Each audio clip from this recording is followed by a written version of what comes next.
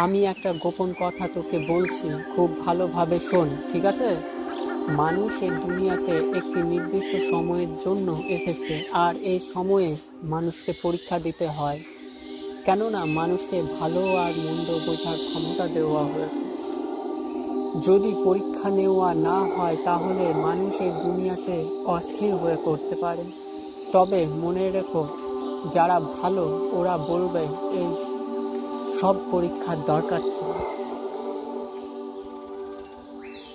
জীবনটা অনেক ছোট, কিন্তু এই ছোট্ট জীবনে যা কিছু ঘটবে তা দেখে মানুষ বিরক্ত হয়ে বলবে,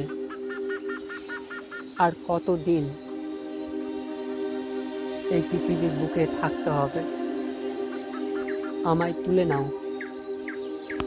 তবে এটা মনে রাখতে হবে, সহ্য শক্তি বা ধৈর্য যে মানুষের থাকবে সে মানুষ জীবনের মানে বা পৃথিবীতে থাকাকালীন জ্ঞান অর্জন করতে থাকবে।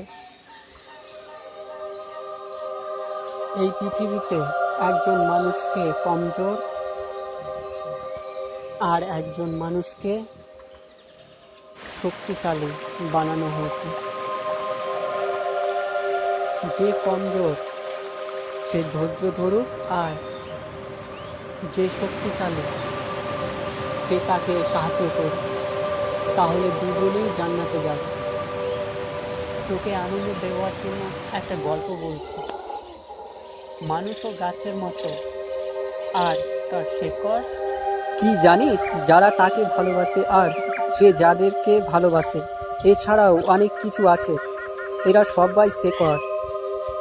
সে গাছটাকে বেঁচে থাকতে সাহায্য করে, মানে সেই মানুষটাকে বেঁচে থাকতে সাহায্য করে।